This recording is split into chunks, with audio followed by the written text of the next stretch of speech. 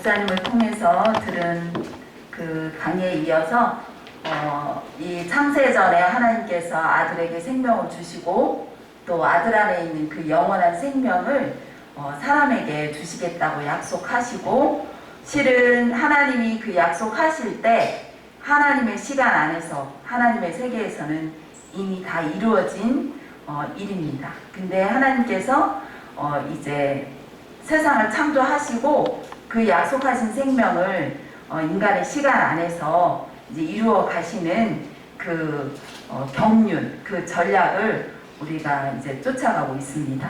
그래서 이제 이번 시간에는 그 창세기 4장에서 12장에서 시작되는 하나님께서 아브라함을 찾아오시고 이제 아브라함을 시작으로 이스라엘의 역사가 펼쳐지는데, 목사님 말씀하셨듯이 이스라엘의 역사는 그 개별 민족의 역사가 아니라 그 역사는 하나님의 구속의 역사임을 볼 수 있습니다.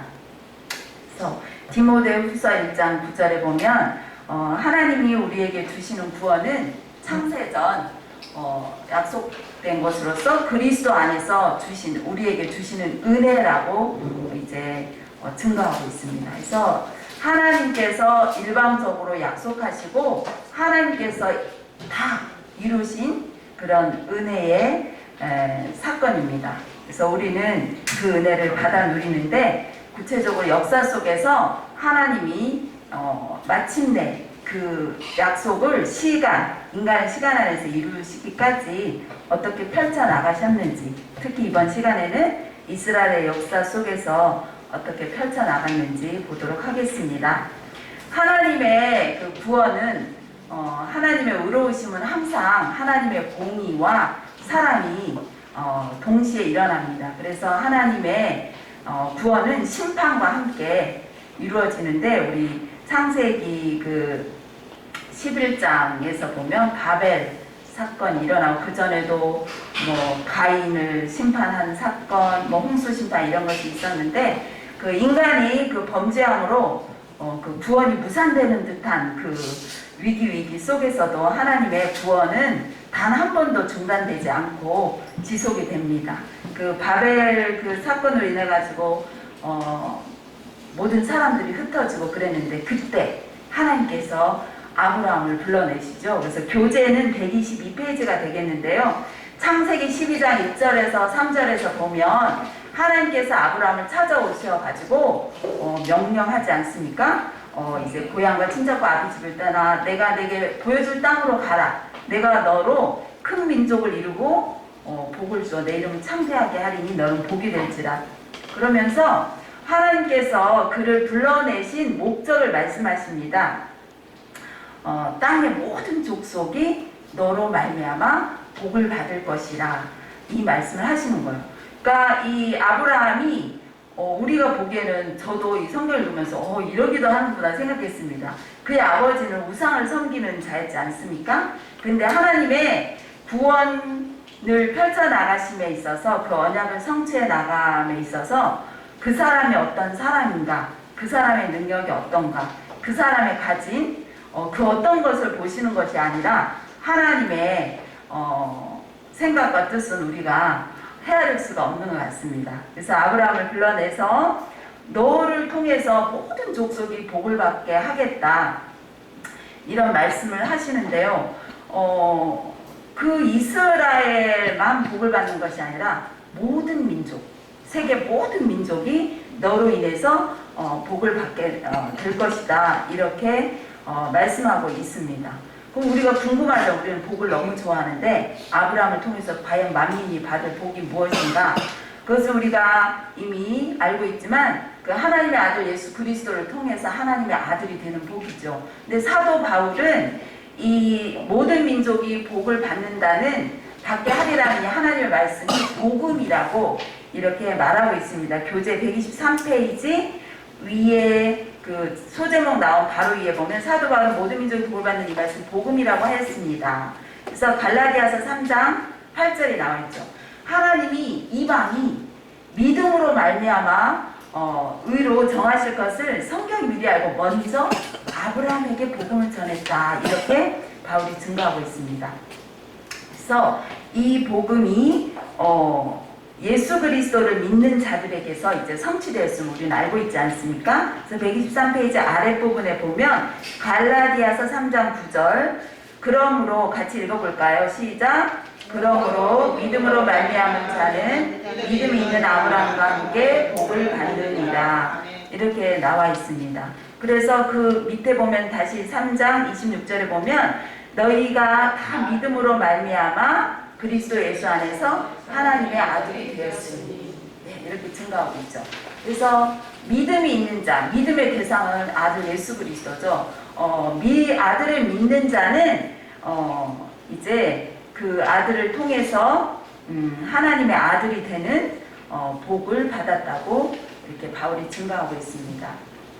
그래서 이 아브라함을 통해서 만민이 받을 복이 아들 안에서 하나님의 아들이 되는 것, 곧 영생을 얻는 것, 다 동일한 말이라고 할 수 있겠습니다. 그래서 이 복이 제가 개인적으로는 굉장히 땅에 속한 복으로 오해를 하였었는데 이 복이 땅에 속한 복이 아니라 하늘에 속한 신령한 복이라는 것입니다. 이게 구체적으로 에베소서 1장 3절에서 5절 말씀에 잘 나와 있죠. 124페이지 윗부분에 에베소서에서 이 구체적으로 설명하고 있다 나와 있는데요. 우리 한번 같이 읽어보겠습니다. 찬송하리로다. 곧 우리 주 예수 그리스도의 아버지께서 그리스도 안에서 하늘에 속한 모든 신령한 복을 우리에게 주시되 곧 창세전에 그리스도 안에서 우리를 택하사 우리로 사랑 안에서 그 앞에 거룩하고 힘이 없게 하시려고 그 기쁘신 뜻대로 우리를 예정하사 예수 그리스도로 말미암아 자기의 아들이 되게 하셨으니 아멘. 이렇게 우리가 아브라함에게 약속하신 만민이 받을 복, 그 복은 이제 예수 그리스도를 믿음으로 하나님의 아들이 되는 복임을 우리가 이 성경을 통해서 우리가 이렇게 확인할 수 있고 또 이미 이 삶을 살고 있는 생명으로 살고 있는 자들에게는 이것이 실제가 되고 하늘에 속한 그 신령한 복으로 말미암아 날마다 기쁨을 누리는 그런 삶을 살고 있습니다. 이렇게 우리가 아들 안에서 어떻게 이 아들이 영원한 생명을 얻게 되는가? 우리가 아까 들었다시피 아들이 우리를 위해서 하나님이 아들을 보내주시고 아담의 범죄함으로 말미암아 십자가에 죽으시고 장사되시고 부활하여서 이제 하나님께 원래 있던 창세전부터 있던 아버지께로 돌아갔지 않습니까? 그래서 우리도 그 복음으로 말미암아 그의 죽으심과 장사되심에 연합함으로써 그의 부활에도 연합되어 아들이 있는 곳, 아버지 품속, 아들의 정체성, 하나님의 아들, 이 복을 우리가 받게 된 것입니다. 하나님께서 이렇게 아브라함에게 약속하신 이 복을 성취하기 위해서 아브라함에게 두 가지 약속을 더하시는데요. 124페이지 아랫부분에 보면 창세기 15장 5절에서 7절 말씀이 나와 있습니다. 하나님께서 아브라함을 이끄시고 밖에 나가서 저 하늘의 목별을 봐라. 셀 수 있나 봐라. 셀 수 없죠. 근데 내 자손이 그와 같으리라 이렇게 약속하십니다. 그리고 내가 너를 갈대우르에서 불러낸 것은 이 땅을 너에게 주어 너의 소유가 되게 하려고 불러냈다. 이렇게 말씀하십니다. 근데 그 땅은 아브라함의 소유가 한 평도 없었죠. 나그네로 살고 있던 땅이죠. 자, 그럼 이렇게 약속하신 그 약속이 역사적으로 자손에 대한 약속과 이제 땅에 대한 약속으로 요약할 수 있는데 자손에 대한 약속은 역사적으로는 실제적으로는 그의 아들 이삭을 말하지요.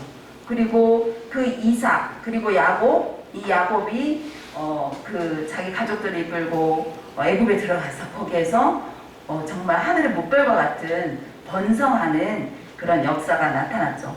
근데 아브라함에게 약속하신 자손의 약속은 부속사적으로 볼 때는 오실 예수 그리스도를 가리킵니다.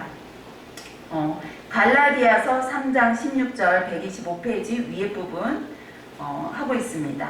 갈라디아서 3장 16절에 보면 그것이 말씀을 한번 읽어보겠습니다. 이 약속들은 아브라함과 그 자손에게 말씀하신 것인데 여럿을 가리켜 그 자손들이라 하지 아니하시고 오직 한 사람을 가리켜 내 자손이라 하였으니 곧 그리스도라.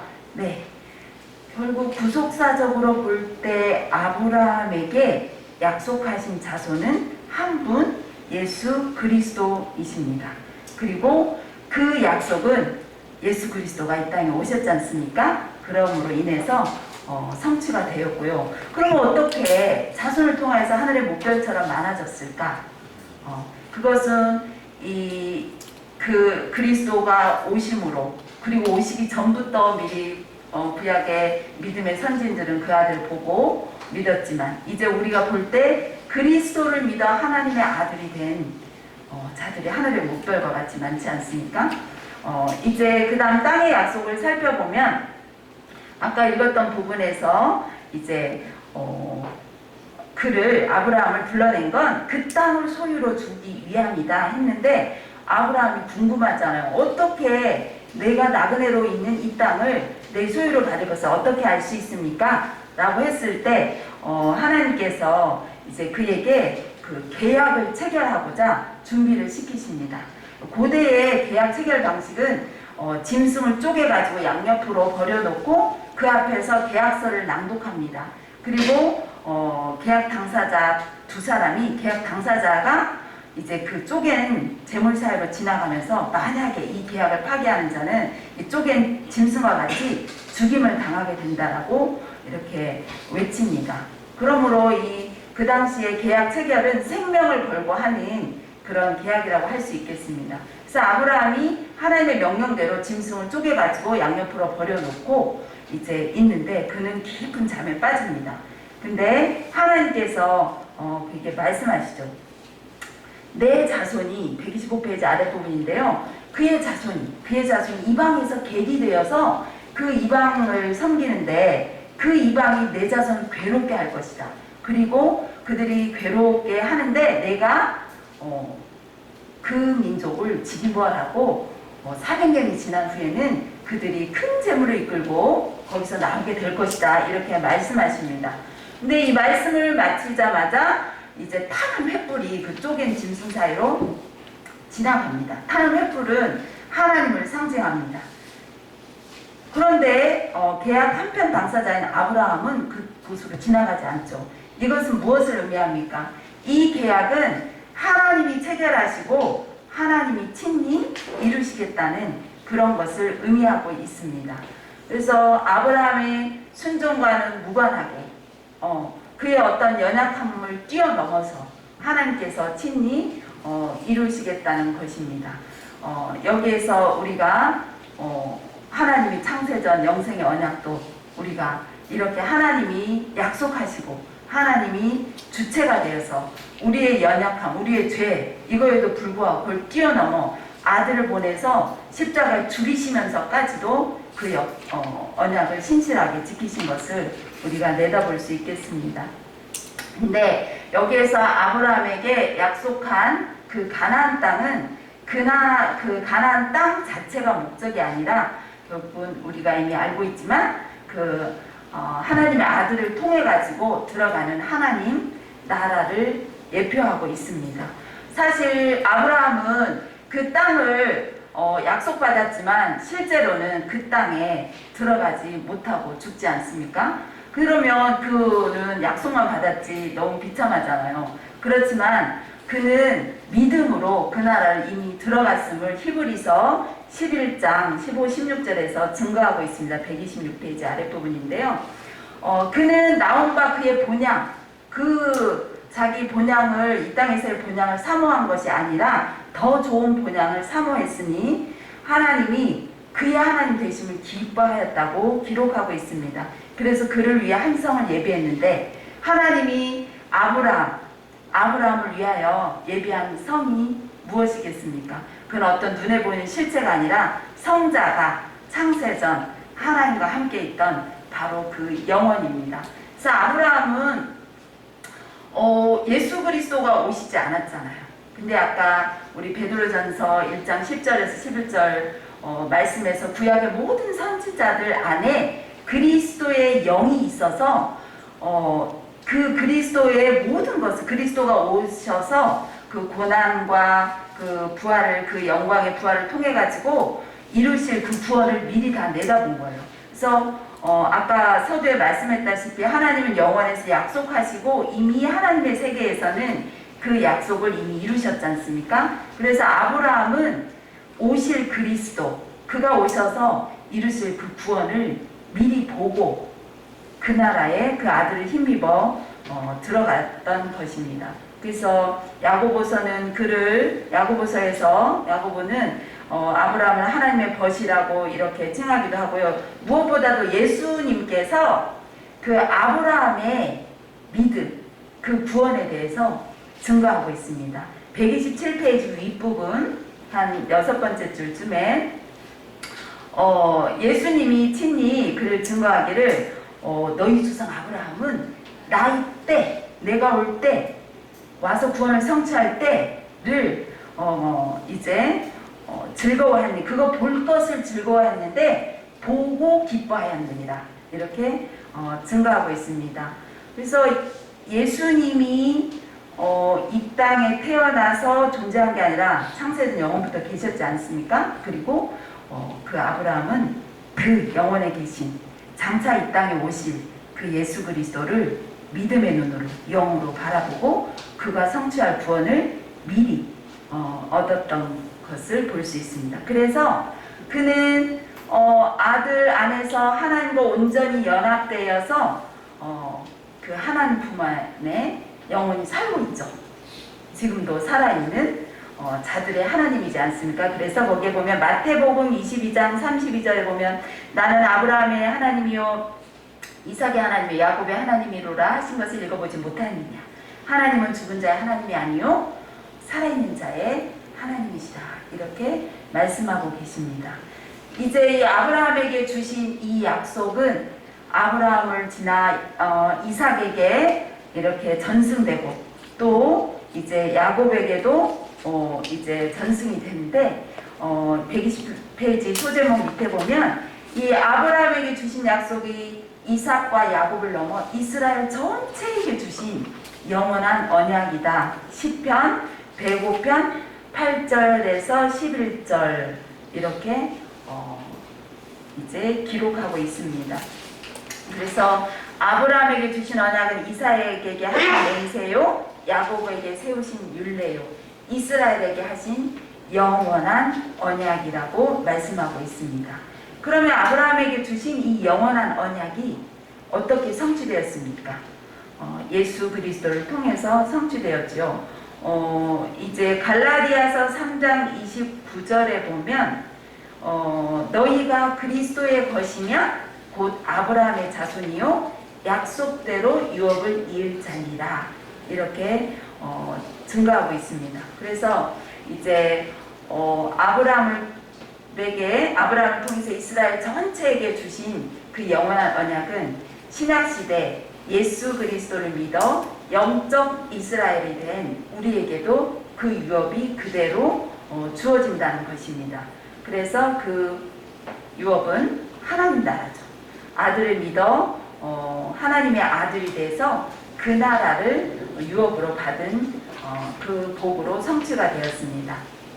그래서 이렇게 우리가 하나님의 아들로 말미암아 영원한 생명을 얻고 하나님의 아들이 되어서 우리는 그로 인해서 삼위 하나님 안에 연합되고 그 안에서 하나님과 그 아들 예수 그리스도와 더불어 친밀한 사귐을 누리며 그 아들 안에 충만한 하나님의 영광을 보며 우리의 영이 기뻐 뛰며 이제 찬송하는 그런 생명의 삶을 살 수 있는 것입니다.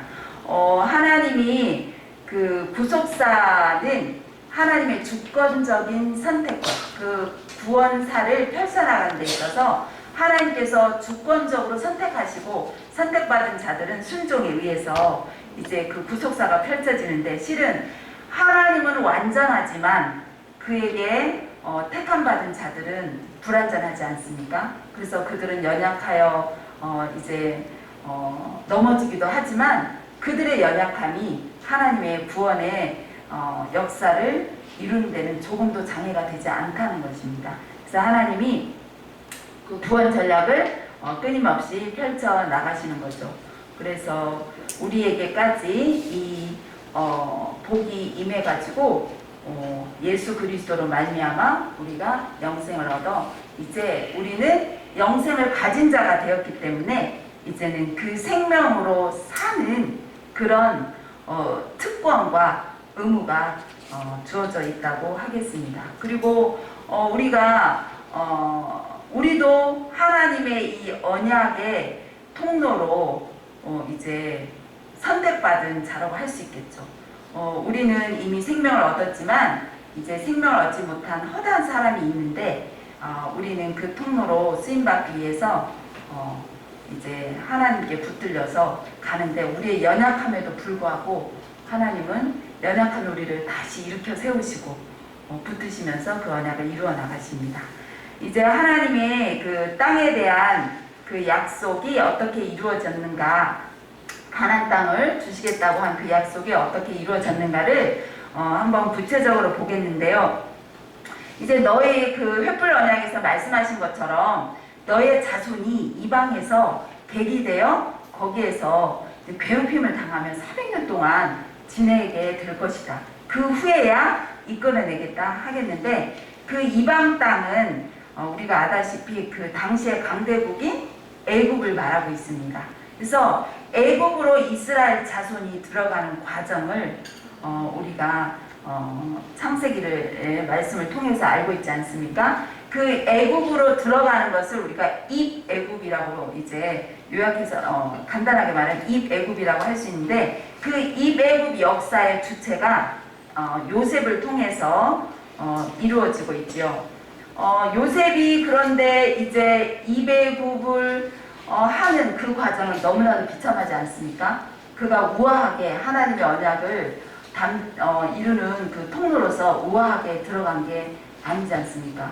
그가 형들의 시기를 받아가지고 정말 죽을 뻔하다가 노예로 팔려서 애굽에 들어가게 되지 않습니까? 그래서 이제 보디발 그 집에 종으로 들어갔는데 가정 총무회로 세워지긴 하지만 다시 누명을 써서 감옥에 갇힙니다.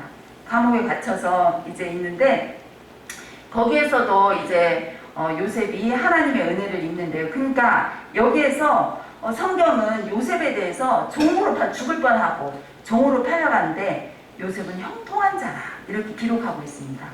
우리가 인간적인 생각으로는 받아들이기 어렵고 이해가 가지 않는 그런 증언이지 않습니까? 근데 요셉을 형통한 자라고 이렇게 기록하는 것은 하나님이 그와 함께 하셨기 때문입니다. 그래서 하나님이 그와 함께 하시는 것은 그를 언약의 통로로 세우셨기 때문이죠. 그래서 하나님의 언약의 도구로 쓰임받는 그와 하나님이 함께 하시고 하나님이 이루신다는 겁니다. 이제 입애굽과 출애굽 모든 구원이 하나님이 주체가 돼서 하나님이 친히 이루시는 그것을 보면 이제 볼 수 있어야 되겠습니다. 그래서 요셉이 그 감옥에서 이제 그 꿈을 해몽해주는 그 일이 있지 않습니까? 술마통 가는 장과 떡마통 가는 장에게. 그래서 이제 그 해몽대로 이제 떡마통 가는 장은 이제 복직이 안 된 채 이제 형벌을 받게 되고 이제 술마통 가는 장에 복직될 때 요셉이 부탁하잖아요. 가서 잘 되면 꼭 나를 기억해 주십시오. 자, 이렇게 우리가 언약의 통로로 쓰임받을 때 실은 그 과정에서 내가 언약의 통로지 이렇게 금방 깨닫지는 못하는 것 같습니다. 그래서 요셉도 자기가 정말 이 사람을 통해서 뭔가 구원의 길을 얻고 싶었죠. 그렇지만 하나님의 때는 그때가 아니었던 것입니다. 그래서 요셉은 언약을 하나님의 언약을 다 이해하지 못한 상태에서 하나님의 주권적인 행동하심에 계속 이제 있게 되죠. 그래서 결국은 하나님의 개입으로 바로 왕이 이제 꿈을 꾸게 되고 아무도 그 꿈을 해몽해 줄 수 없는데 그때야 비로소 술마통 가는 자 요셉이 생각난 거지 않습니까? 그래서 요셉이 그 꿈을 해몽하는데 7년의 풍년 후에 7년의 흉년이 있을 것이기 때문에 풍년 때 곡식을 잘 저장해야 됩니다. 이렇게 얘기를 하죠. 그래서 하나님의 영에 감동된 이 요셉을 바로가 총리로 세우지 않습니까? 그래서 그의 행동대로 7년의 풍년이 있고 나서 이제 흉년이 전국에 그 주변국에 다 이제 흉년이 들게 되었습니다. 그래서 이 기근이 아주 심했던 거죠. 요셉에게만 양식이 있는 거여서 각 처에서 요셉의 양식을 사러 오는데 그때 야곱도 양식을 얻기 위해서 그가 거하던 곳에도 기근이 들었기 때문에 아들들을 그 나라로 보내게 되는 거죠. 애굽에 가서 양식을 사오너라 이렇게 가서 해서 그가 총리 앞에 와서 절하면서 이제 양식을 사줘. 절할 때 요셉이 어떤 생각이 들었을까요? 그 요셉이 꿈을 꾼 자였지 않습니까? 7 곡식단이 자기에게 절하는 거, 또 7 그 뭐죠? 하늘에 달과 별이 이제 자기에게 절하는 그 꿈을 꾸었지 않습니까? 근데 그 자기 형들이 와서 자기한테 절하는 거예요. 근데 요셉은 그들이 두 번째 곡식을 얻으러 왔을 때 그때야 비로소 자신을 드러냅니다. 그래서 요셉이 언약을 이해하지 깨닫지 못한 상태에서 이렇게 되지만 비로소 그 형들이 자기에게 곡식을 구하러 오고 그 앞에 절하는 그런 모든 과정에서 요셉이 자기의 꿈이 이루어지는 것을 보고 하나님의 언약을 깨닫기 시작합니다. 그래서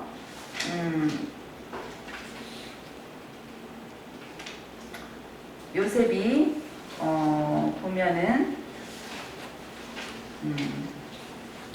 그 전에 한 가지를 더 우리가 인식한다면 야곱이 그래서 형들에게 자기를 밝히고 이제 가족들을 전부 애국으로 데리고 오라고 하지 않습니까? 그때 이제 야곱도 함께 오게 되는데 실은 야곱도 그 내려가기 전에 중간에 그 요셉이 형들에게 그런 말을 하지 않습니까? 이제 옛날 일을 생각하고 이제 베냐민을 데려오지 않으면 곡식을 살 수 없다 이런 이야기를 하니까 이제 베냐민을 데려가니까 야곱이 그때도 탄식을 하지 않습니다. 내가 요셉도 잃어버렸는데 이 막내 아들마저 이제 죽게 이제 되는 거 아니냐 하면서 야곱도 하나님이 하시는 일, 그 모든 상황 위에서 하시는 하나님의 일을 깨닫지 못한 거예요.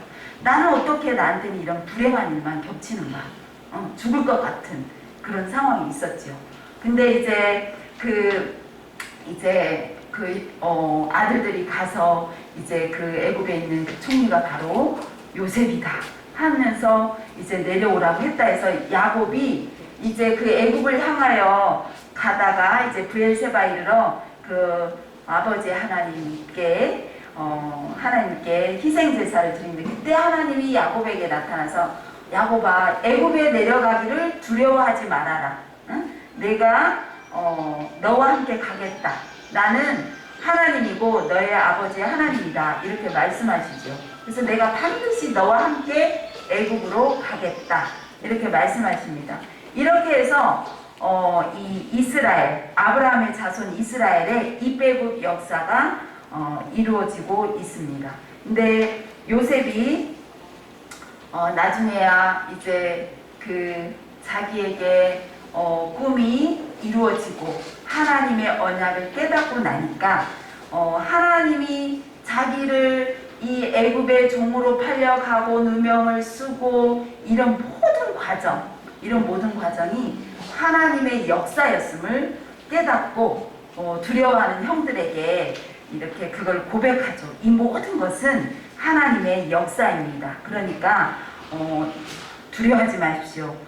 나를 통해서 당신들의 생명을 구원하시려고 보존하시려고 하나님이 먼저 나를 보내셨습니다. 그러므로 나를 이곳에 보내신 것은 당신들이 아니라 하나님입니다. 자기가 스스로 온 것도 아니고 형들 때문에 온 것도 아니고 하나님이 나를 보내셨습니다. 이렇게 비로소 언약을 깨닫는 자의 고백을 하고 있습니다. 그래서 이 역사에는 항상 두 가지 측면이 있는데 객관적인 사건과 그 사건 속에 숨어있는 어떤 의미가 있는데 신앙 이 구속사에서도 이제 두 가지 차원으로 해석을 할 수가 있겠습니다. 그래서 항상 그 객관적인 사건, 어떤 사건 속에는 하나님의 일하심이 항상 숨겨져 있다는 것입니다. 어떤 심지어 돌발적인 상황에서도 하나님의 일하심이 항상 있음을 우리가 알 수 있습니다. 시편 그 교재 132편인데요. 교재 132편 윗부분에 보면 시편 105편 16절에서 19절 시편 기자는 요셉에게 일어난 모든 것이 하나님의 행동하심이었음을 이제 증거하고 있습니다. 한번 같이 읽어보겠습니다. 그가 시작. 그가 또 그 땅에 기둥이 들게 하사 그들이 의지하고 있는 양식을 다 끊으셨도다. 그가 한 사람을 앞서 보내셨으며 요셉이 종으로 팔렸도다. 그의 발은 삭고를 차고 그의 몸은 쇠사슬을 메었으니 곧 여호와의 말씀이 임할 때까지라. 그의 말씀이 그를 단련하였도다. 아멘. 이 모든 일의 주체가 하나님이 행동하심이었다는 그런 증거를 하고 있습니다. 아까도 말씀드렸다시피 우리는 당장에는 알아차리지 못합니다. 아마 저도 그렇지만 여러분도 지금 어떤 문제로 인해서 굉장히 괴롭고 고통스럽고 그런 일들이 있으시기도 하고 있었기도 할 겁니다. 근데 그 고통의 한가운데서 과연 나 같은 이런 상황에서 하나님의 언약, 하나님의 일 상상하기 힘들죠. 근데 이제 말씀 앞에 가면 우리가 이렇게 또 지금도 이렇게 하나님의 펼치신 그 구원 역사를 보고 있지 않습니까? 그래서 이 말씀은 그걸 증거한다는 거예요. 그래서 우리는 그것을 믿을 수 있다는 거죠. 그래서 이제 우리도 그 고통 가운데 있지만 이 모든 상황 하나님이 일하심이 숨어 있다라는 것을 우리가 믿음의 눈으로 볼 수 있어야 되겠습니다. 요셉이 형통했던 게 그렇게 언약의 통로로 쓰임 받고 하나님이 그와 함께했기 때문에 형통했던 것처럼 우리도 나는 지금 형통한 자야 이런 그 어떤 믿음의 담대함, 믿음의 확신이 있었으면 좋겠습니다. 이제 우리도 이 요셉이 그 하나님의 그 언약을 깨닫고는 과거와 화해를 하지 않습니까? 우리도 예수 그리스도로 말미암아 내게 이루어진 이 영생의 구원, 하나님의 아들됨 이것을 알게 되고 그리고 그 생명으로 살게 되면서는 과거와의 화해가 일어나는 것을 볼 수 있습니다. 오늘 아침 그 말씀을 묵상하는데 진실되게 하나님에게 간구하는 자에게 하나님께서 가까이 하신다 하면서 어떤 생각이 들었냐면 정말 내가 간절히 구하는 건 무엇일까? 그 하나님의 복음을 온전히 알기 전에는 정말 땅의 것을 구했죠. 근데 그 전에 복음을 알기 전에 나를 보니까 굉장히 항상 뭔가 배고픈, 줄인, 목마름 이런 것들이 있었어요. 학생 시절에도. 그래서 그것이 무엇으로 채워졌냐면 이 땅의 것을 성취하는 것으로 채우려고 했죠. 근데 막상 그것을 정말 죽을 듯이 애를 써서 차지했는데 잠깐 기쁜 듯 했는데 여전히 공부하기 빠진 거예요. 목마르고 그런 기억들이 나더라고요. 오늘 아침에. 그래서 나는 그 목마름, 그 줄임이 무엇인지 몰랐었는데 하나님은 아시잖아요. 왜 아실까요? 하나님은 원래 우리를 지을 때 하나님 품 안에 있게 하려고 지으셨잖아요. 그래서 하나님은 내가 있어야 될 곳이 그곳임을 알고 계신 거죠. 그곳에 두시려고 했죠. 그래서 그 전도서에 보면 3장 11절인가 보면 하나님이 모든 사람에게 영원을 사모하는 마음을 세팅해 놨다고 돼 있어요. 근데 우리는 몰라요. 왜 모를까요? 우리가 아담 안에서 죄의 종으로 태어났기 때문에 그 영원을 모르는 거예요. 모른 채 목마름을 느끼겠는데 그 목마름에 파고들면 너무 괴로운 거예요. 그래서 그 괴로움을 피하기 위해서 다른 많은 성취들로 그걸 채우려는 거죠. 아까 뭐 무화과일 그런 것으로도 이제 통하는 거죠. 근데 제가 그 일을 생각하면서 너무 감동이 오고 너무 감사하더라고요. 나는 내가 있어야 할 곳을 몰랐지만 아버지는 아셨기 때문에 끝까지 나를 추적해 오셔가지고 나를 그곳에 넣고야 만 거예요. 하나님 품속에. 그래서 그 품속에 있고 보니 오늘 아침 묵상하면서 비로소 내 영이 그렇게 간절히 원했던 게 바로 이거였구나. 하나님 품 안에 거하는 거였구나. 내 영이. 근데 나는 모르고 육체의 일을 이 땅의 성취를 가지고 채우려 했으니 얼마나 근사해서 괴로웠겠어요. 근데 하나님이 끝까지 추적해 오셔서 결국은 그 아버지의 품속에 품으셨습니다. 그래서 이제는 과거의 그 모든 것과 화해가 된 거예요. 그 시편 23편을 보면 다윗이 맨 6절에 내가 내 평생에 주의 선하심과 인자하심이 내 뒤를 따르리니 내가 영원히 아버지 집에 살리라 이렇게 고백하잖아요. 다윗도 그랬던 거예요. 그 모든 과정에는 그 하나님의 선하신 일을 못 본 거예요. 근데 뒤돌아보니 하나님이 처음부터 끝까지 함께 하시고 그 일을 이루고 계셨던 걸 고백하고 있습니다.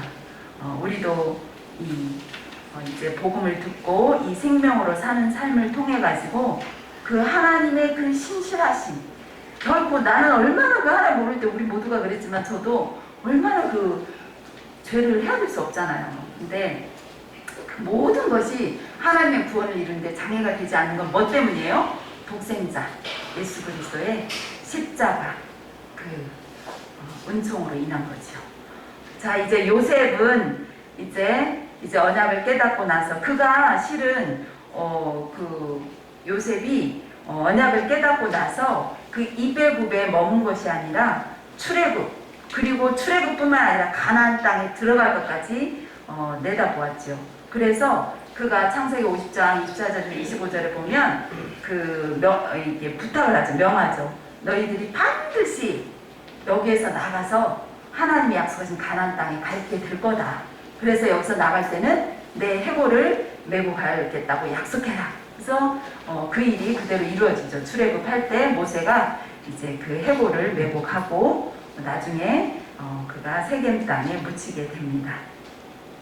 이제 요셉을 통해서 제가 지금도 기억하는 책 꿈꾸는 자가 오는도다 해가지고 책, 우리가 요셉처럼 그 많은 고난을 당해도 끝까지 참여 언젠가 하나님께서 총리로 세워주시지 인생에 성공을 하게 되겠다. 이것은 전혀 하나님의 구속사적인 입장에서 옳지 않은 그런 거죠. 그래서 요셉의 그 모습은 장차 오실 예수 그리스도를 예표하고 있다고 할 수 있겠습니다. 요셉이 아버지의 사랑받는 아들인 것처럼 예수 그리스도도 하나님의 사랑받는 아들이었잖아요. 그래서 하나님이 그를 사랑해서 하나님의 본질을 그에게 다 계시해 줄 정도로 하나님의 사랑을 받는 자였죠. 요셉도 아버지의 너무너무 사랑을 받아서 채석 옷을 입힐 정도로 사랑했잖아요. 근데 그 요셉이 아버지의 말씀에 순종해서 그를 시기하고 질투하고 미워하는 형들에게 순종하여 갔던 것처럼 하나님의 아들도 아버지의 말씀에 복종해서 아버지의 뜻을 이루기 위해서 이 세상에 왔죠. 근데 왔는데 어떻게 했어요? 빛이 왔으나 어둠이 깨닫지 못하더라. 그리고 그가 지은 세상에 그가 지은 사람들에게 왔으나 자기 백성이 그를 알아보지 못한 거죠. 이렇게 그를 미워하는 이 세상에 오게 된 거죠. 요셉이 그를 미워하는 형들의 손에 팔린 것처럼 예수 그리스도도 그를 미워하는 자들의 그 손에 팔려서 십자가 죽음에까지 이르지 않습니까? 그래서 우리가 이 모습을 보면서 요셉을 읽을 때 요셉을 판 형들이 누군가, 예수를 판 자가 누군가? 바로 우리라는 것입니다. 요셉을 팔았던 그 형들의 그 악함이 우리 안에 그대로 있어서 그 우리의 악함 때문에 우리가 예수 그리스도를 팔아 넘기고 십자가에 못 박기까지 내어준 겁니다. 근데 사도행전에서 이제 증거하는 바가 뭡니까? 우리가 거기 134페이지 아랫부분에 보면 예수를 판 건 바로 우리다. 그런데 온 이스라엘 집은 알지니 너희가 십자가에 못 박은 이 예수를 하나님 주와 그리스도가 되게 하셨다. 우리가 예수 그리스도 십자가에 못 박는 데 내어줬지만은 그가 그로 하여금 우리의 주와 그리스도가 되게 하셨습니다. 그래서 하나님이 그 아들을 보내셔서 이 땅에 왔지만 우리는 그 아들을 싫어했습니다. 그 당시에 예수를 싫어했던 게 우리 안에 있잖아요. 싫은 거죠.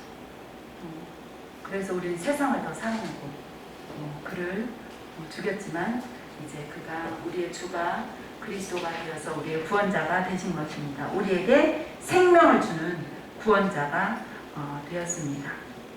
요셉이 먼저 애굽에 들어가서 그의 모든 가족들, 야곱의 아브라함의 후손 이스라엘이 그 땅에 들어간 것처럼 예수 그리스도는 하나님의 맏아들이 되어서 이 땅에 오셔서 십자가 죽음을 통해 그리고 부활을 통해 그가 있던 하나님께로 다시 갔습니다. 이제 우리는 그 맏아들을 따라 예수 그리스도를 따라 그 곳에 가는 겁니다. 아까 목사님도 말씀하셨지만 요한복음 14장 2절 3절 아버지 집에 거할 곳이 많도다. 내가 너희를 위하여서 가서 거처를 마련할 건데 내가 거처를 마련하면 다시 오겠다. 그래서 너를 영접하여 나 있는 곳에 너도 있게 하겠다. 나 있는 곳은 아들이 있는 곳, 아버지 집, 아버지 품속, 그 삼위 하나님의 하나됨 안에 아닙니까? 그래서 예수님이 요한복음 17장 24절에서 아버지여 내게 주신 자도 나 있는 곳에 나와 함께 있어. 아버지께서 창세전부터 나를 사랑하심으로 내게 주신 나의 영광을 그들로 보게 하시기를 원하옵나이다. 우리가 그의 십자가 죽음에 연합되고 그의 장사됨에 연합될 때 그의 부활에도 연합되어 우리는 그를 힘입어 담대하게 그가 있는 곳인 아버지 품속에까지 들어가서 그곳에서 그 아버지의 영광이 무엇입니까? 아들 안에 충만한 영광인데요. 요한복음 1장 14절에서 증거된 것처럼 은혜와 진리, 은혜 헤세드는 결코 실패할 수 없는 하나님의 영원한 사랑입니다. 우리가 못나고 우리 출신이 어떻고 우리의 지금 뒷배경이 어떻고 지금의 연약함이 어떠하든지 우리가 예수 그리스도를 믿어 그의 그 메시아적 행위에 연합될 때는 우리가 능히 그 안에 들어가서 그 아버지와 그 아들과 더불어 친밀한 사귐을 누리는 존귀한 자. 너무 이거는 진짜 우리가 말로 이 순간 해버리고 말지만 생각을 해보면 아까 목사님도 언뜻 말씀하신 것 같아요. 인간 이상으로는 정말 짐작이 안 되는 것 같아요. 우리가 하나님을 하나님 하고 묵상하고 그 하나님이 피조물을 그 하나님의 생명 안에 있는 그 아들 안에 있는 하나님의 그 생명을 주어서 하나님께 가서 그 하나님과 더불어 함께 살며 그 사귐을 누리는 이 영광과 존귀를 주신 일은 정말 잠이 안 올 정도의 큰 은혜인데 우리는 얼마나 무디고 수시로 무디어지고 심드렁해지고 얼마나 값없게 여기는지 저도 정말 깜짝깜짝 놀랄 때가 있습니다. 그래서 나에게 대해서 좌절합니다. 나는 정말 어찌할 수 없구나. 근데 나를 놓지 아니하시는 하나님의 그 신실하심이 날마다 복음 앞에 이끌어서 날마다 그 영광을 보며 그 은혜를 찬송하게 하시는 건 하나님의 은혜지 내 안에는 없다는 걸 고백할 수밖에 없습니다. 이제 우리는 요셉처럼 이제 그리스도에 의해 세상에 보내어진 그런 그리스도인이 되었습니다. 이제 우리가 요셉이 당한 고난, 궁극적으로는 예수 그리스도가 십자가에서 당한 그 고난이 우리의 고난이 되는 건 너무나도 당연한 겁니다. 나는 어떻게 잘 못 믿어서 이런 고난이 오나, 이게 아니라 십자가를 통과하는 그 그리스도의 죽음에 연합됨이 없이는 결코 부활이 일어나지 않는다는 것입니다. 그래서 우리에게 고난은 마땅한 거고, 그 고난은 우리 혼자 내버려지는 것이 아니라 애굽에 그들과 함께 내려가서 그들이 종살이 할 때도 그들과 함께 고난을 받으신 그 하나님이 지금도 우리의 고난 중에 함께 하시고 하나님이 이루실 구원 역사를 이루고 있다는 겁니다. 그래서 우리는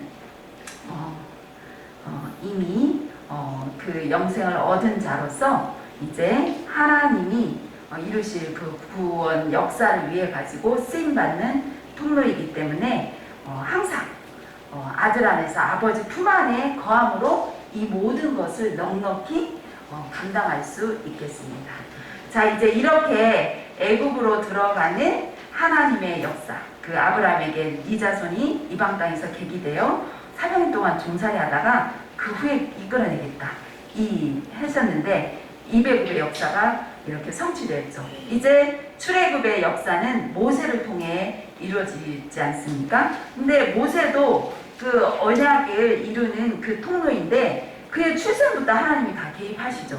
그의 출생 당시에 그는 생명의 위협을 있는 그런 상황 속에서 태어났지만 하나님께서 개입하시고 그 생명을 보존하시고, 결국에는 그가 바로의 공주의 그 양자로 해서 그 애굽의 왕궁에서 자라게 되지 않습니까? 그리고 정말 하나님의 그 주권적 역사 안에서 그의 유모로, 그의 친모 요게벳이 그의 유모로 실은 생모지만 그에게 그의 돌봄을 받는데, 그 어머니를 통해서 그의 조상들에게 언약하신 하나님의 언약을 들었을 거 아닙니까? 그래서 그 모세 안에는 하나님께서 반드시 우리 민족을 애굽에서 이끌어내어서 약속하신 가나안 땅에 들어가게 하실 것이라는 믿음을 갖고 있었죠. 근데 이제 이렇게 모세가 그 애굽의 왕궁에서 지식과 말과 행동에 아주 능통한 자가 되었어요. 근데 어느 날 보니까 자기 동족 히브리인이 엄청 노역으로 고생하는 걸 보게 되죠. 그리고 하루는 봤더니 그 애굽 사람 하나가 자기 동족을 못 살게 구는 걸 본 거예요. 그러니까 분노가 일어난 거예요. 그래서 모세는 내가 내 민족을 구원해야 되겠다, 이런 이제 의지가 발동한 거죠. 그래서 그가 그 애굽 사람을 쳐 죽이고, 어느 날을 보니까 동족끼리 싸우는 걸 보고 봤을 때 뭐라고 말하니까, 그럼 싸우면 되겠냐 하니까, 그 모세는 자기가 믿는 그 출애굽의 믿음대로 자기의 백성들, 자기의 동족들을 구원하려고 했으나, 아까도 말씀했지만 요셉의 모든 언약, 요셉을 통해 이루시는 언약도 하나님이 주체가 돼서 하나님일 때에 하나님의 방식으로 이루셨던 것처럼, 모세를 통한 출애굽의 역사도 하나님의 주권적으로 하나님의 일하심을 통해서 이루어지는 거지, 모세의 눈으로 보고 모세가 생각하여 의지를 가지고 이루려고 할 때는 실패를 하게 된 거죠. 그가 동족을 구원하려고 했을 때 그들이 거절하잖아. 네가 뭔데? 누가 너를 우리의 구원자와 재판관으로 세웠느냐. 138페이지. 그렇게 해서 그들이 모세를 거절합니다. 그래서 그가 사람을 쳐 죽인 거, 너가 죽인 것처럼 우리도 죽이려 하느냐? 그래서 그때 모세가 깜짝 놀라죠. 내가 살인한 게 탈로가 났구나 해서 미디안 광야로 도망갑니다. 거기에서 40년을 사는 동안 애굽에서 아주 능통했던 지식과 말과 그 모든 것들, 이런 것들이 완전히 그냥 없어져 버리겠죠. 그쵸? 맨날 이제 그 양을 치는 그런 목동 생활을 하다 보니까 그가 들고 있는 능력이라고는 지팡이 하나밖에 없었던 거예요. 그런데 하나님이 하나님의 때에 자기 백성이 고통하는 것을 하나님이 보십니다. 그게 출애굽기 3장에 보면 나와있는데 139페이지에 하고 있습니다. 그래서 그 하나님이 이제 모세를 찾아오시는 거죠. 가시떨기 나무 에서 불꽃 가운데 나타나셔가지고 모세야 모세야 이름을 부르십니다. 하나님이 모세야 부를 때는 단순히 이름을 부른 것보다는 모세의 모든 인생을 알고 계신 하나님이신 거죠. 그래서 모세야 모세야 부르십니다. 내가 여기 있나이다. 내 선 곳은 거룩한 땅이 내 발에서 신을 벗으라 명령하시고, 그 밑에 출애굽 3장 10절에 보면 이제 내가 너를 바로에게 보내어 너에게 내 백성 이스라엘 자손을 애굽에서 인도하여 내게 하리라 이렇게 말씀하십니다. 이제 하나님의 뜻, 하나님이 보신 그 시점, 자기 백성 그 부르짖음이 하나님 귀에 들렸죠. 그래서 이제 모세를 불러서 이제 가서 내 백성을 구원하라, 이끌어내라 이렇게 했을 때 모세는 너무 어이가 없지 않습니까? 내가 실력이 될 때 안 부르고 정말 자기도 자기를 볼 때 자격이 없는 거죠. 내가 어떻게 애굽에서 그것도 압제하에 있는 그 동족을 이끌어낼 건가. 자기가 봐도 한심한데 자신이 없었겠죠. 그래서 모세는 하나님께 5번을 거부하는데 그 첫 번째 거부에는 내가 누구이기에 이 일을 하겠습니까? 이 속에는 정말 나는 자격 없습니다. 내가 어떻게 그런 거사를 이룰 수 있습니까? 라는 그런 마음과 함께 어떻게 내가 준비될 때 부르지 않고 이럴 때 아무것도 없는 이때 부르십니까? 라는 어떤 원망도 섞여 있는 그런 말이라고 할 수 있겠습니다. 근데 하나님이 아까 말씀했던 것처럼 모세의 지금 상태를 보고 구원을 이루어 가시지 않잖아요. 그래서 모세는 내가 누구기에 대한 답이 아니라 내가 너와 함께 하겠다 이런 말씀을 하십니다.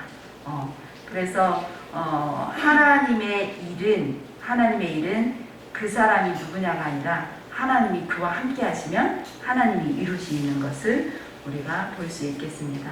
그래서 이제 모세가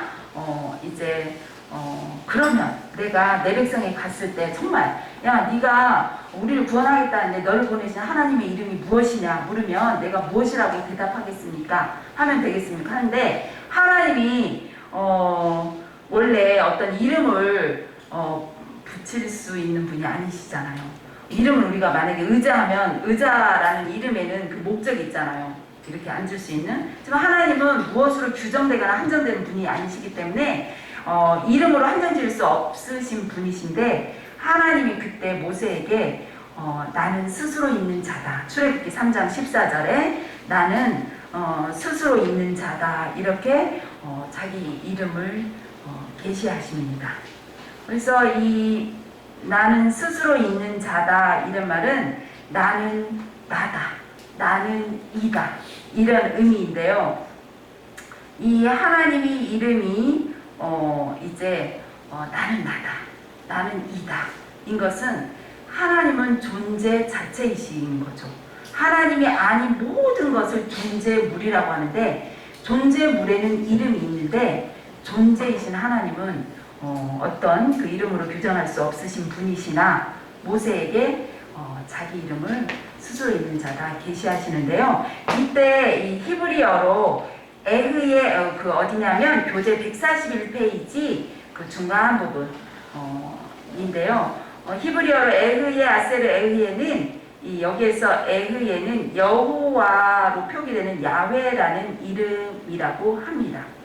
그래서 이 밑에 부분 보면 이 하나님의 이름인 에흐예, 그 밑에서 세 번째 줄인데 에흐예의 동사는 하야입니다.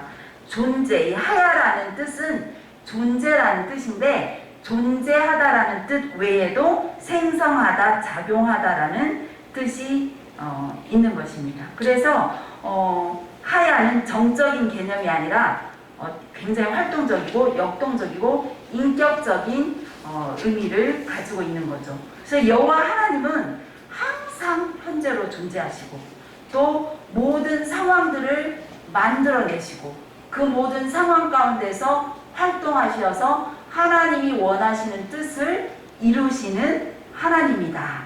이런 의미를 말하고 있습니다.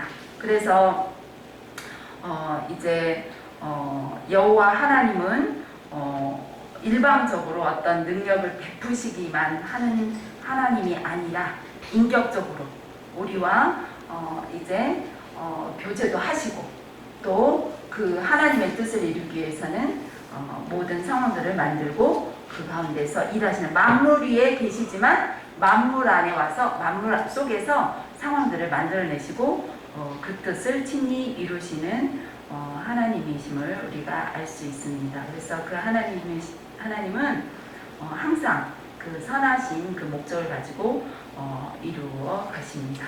자, 하나님의 자기 계시인 야훼, 나는 스스로 있는 자다, 나는 나다, 나는 이다. 이 계시는 그 교재 142페이지에 보면은요, 이사야서에서는 내가 그니라라는 형태로 나타나고 있습니다. 그래서 거기 보면 나 여호와가 말하노라, 같이 읽어볼까요? 142페이지 소제목 밑에 시작. 나 여호와가 말하노라, 너희는 나의 증인 나의 종으로 택함을 입었나니 이는 너희가 나를 알고 믿으며 내가 그인 줄 깨닫게 하려 함이라. 나의 전에 지음을 받은 신이 없었느니라, 나의 후에도 없으리라. 내가 그인 줄 깨닫게 하려 함이라는 나는 이다라는 이름, 여호와이심을 깨닫게 하려는 것이다는데, 이게 신약에 넘어와서 예수님께서 자기를 계시하실 때 다시 나옵니다. 아주 중요한데요. 그 142페이지 그 아랫부분에 보면 예수님이 자기를 계시하실 때 내가 그라는 말을 사용하고 있습니다. 내가 그라는 것은 야훼의 이름이지 않습니까? 그러면 이것은 무엇을 말합니까? 예수 그리스도는 야훼의 이름으로 이 세상에 오신 것입니다. 그래서 결국은 예수는, 하나님의 아들 예수 그리스도는 하나님을 계시하는 그런 자로 오셨다는 겁니다. 그래서 예수는, 하나님의 아들 예수 그리스도는 하나님의 역사적 계시자임을 우리가 알 수 있습니다. 그래서 우리가 하나님을 아무도 본 적이 없지 않습니까? 그래서 요한복음 1장 18절에 보면 본래 하나님을 본 사람이 없을 때 아버지 품속에 있는 독생하신 하나님이 나타내셨느니라. 우리 아까 목사님 강의해 주신 것처럼 창세전에 아들이 하나님 안에 품속에 있었던 것처럼, 그래서 그가 하나님 아버지께 복종하고 하나님은 그를 사랑하여 하나님 아들 안에 하나님의 본질을 그대로 계시했지 않습니까? 그 하나님의 본질이 계시된 아들이 이 세상에 온 것이죠. 그래서 우리가 예수께서 그임을 알 때, 즉 아들이 계시하는 하나님을 아는 것이 우리가 진리를 아는 것입니다. 거기 143페이지 위에 부분에 요한복음 8장 28절 함께 읽어보겠습니다. 시작. 이에 예수께서 이르시되 너희가 인자를 준 후에 내가 그인 줄 알고 또 내가 스스로 아무것도 하지 아니하고 오직 아버지께서 가르치신 대로 이런 것을 말하는 줄도 알리라. 내가 그인 줄 알고. 그래서 그 밑에 보면 요한복음 8장 32절 같이 읽어보겠습니다. 진리를 알지니 진리가 너희를 자유롭게 하리라. 그 요한복음 8장 28절에 내가 그인 줄 알고 하고 8장 31절에 진리를 알지니는 병행구입니다. 그래서 진리를 아는 것은 내가 그인 줄 아는 거예요. 즉 예수 그리스도의 그 신적 기원을 아는 건데, 그는 창세전부터 하나님 품 안에 있는 그런 하나님의 영광 가운데 계신 그런 분임을 아는 거죠. 그래서 태초부터 아버지와 함께 아버지 품속에 있었고 그를 통해서 그가 세상에 오심으로써 그 아버지의 영광, 그 아버지의 본질, 그 영원하신 사랑과 그 신실하심, 그것이 계시된 것입니다. 그래서 이제 진리를 안다는 것은 이 예수 그리스도의 신적 기원, 그가 계시하는 하나님, 창세전부터 아버지 품속에 있고 그 아버지 안에서 사귐을 누리는 그것을 아는 것이 진리고, 우리가 이것을 알 때 자유케 된다는 것입니다. 그래서 영생은 우리가 예수 그리스도를 통해 가지고 우리가 영생을 얻은 자는 이렇게 그 그리스도가 계시하는 아버지를 알고 그리스도가 그리스도의 기원, 그가 있었던 곳, 그리고 다시 간 곳, 지금도 계신 그곳, 우리가 그리스도 안에서 영생을 얻어서 우리가 거하는 곳이 바로 그곳이라는 것입니다. 그래서 영생은 예수께서는 친히 말씀하시길 내가 곧 길이요 진리요 생명이다. 나를 힘지 않고는 아무도 아버지께로 갈 수가 없다고 하지 않습니까? 이제 그리스도의 이제 모세는 이제 출애굽의 역사의 주체로 쓰임 받았는데요. 우리가 모세를 통해서도 우리가 그리스도를 볼 수 있겠습니다. 그리스도의 모형으로 오신 그리스도를 볼 수 있는데요. 모세가 그 동족을 구원하고자 했을 때 여기서 또 한 가지 다시 한번 반복한다면 모세가 주체가 돼서 보고 모세가 스스로 할 때는 실패하였지만 하나님 그 모세가 실패했다고 해서 하나님의 그 언약이 끝나거나 하나님의 구원 역사가 실패하거나 그친 게 아니라는 것 하나님께서 그럼에도 불구하고 이루시는데요. 이 모세가 이제 그 동족을 구원하였을 때 그 동족들이 그를 거절했지 않습니까? 그렇지만 하나님께서 다시 모세를 세워서 그들을 이제 출애굽 구원으로 이끄십니다. 이처럼 이 땅에 오신 예수 그리스도 그가 오셨을 때 자기 백성들이 그를 거절했지 않습니까? 거절하는 데 그치지 않고 십자가 죽음에까지 내몰았는데요.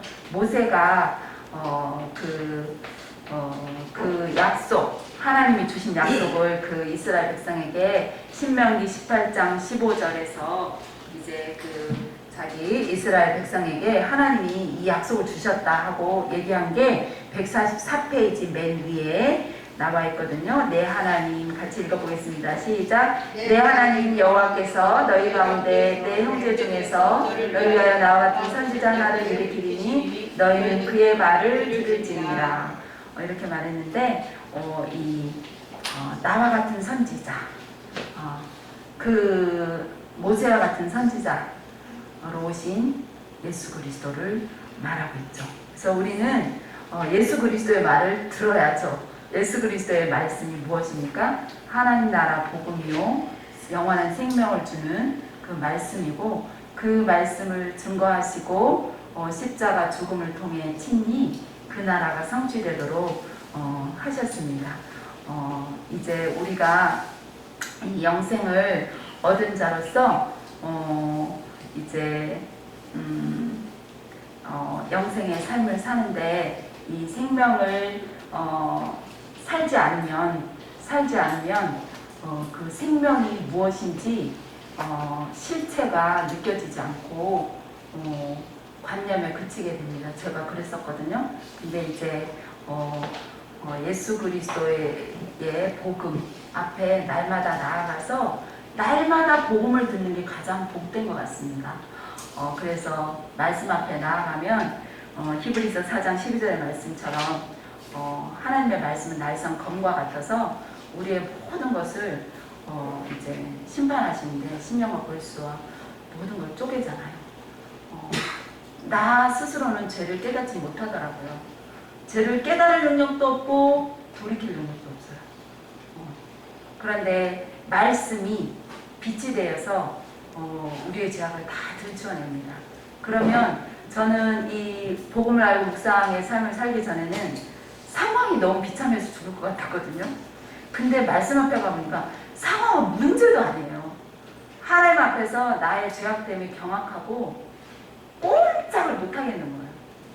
근데 내가 좌절하는 그 자리, 도무지 나도 용납할 수 없는 그 자리에 예수 그리스도의 십자가 내가 부어지고 그 죽음의 자리가 끝이 아니라 이미 앞서 가신, 이미 들어가신 그 나라, 이미 들어간 그 아버지 집, 그 집이 내게 이미 주어졌다는 그 사실이 너무 감격스럽고 감사하고 날마다 아침마다 말씀 앞에 나가서 길이요 진료 생명 되신 우리 주 예수 그리스도를 힘입어서 담대하게 내 아버지 집으로 갑니다.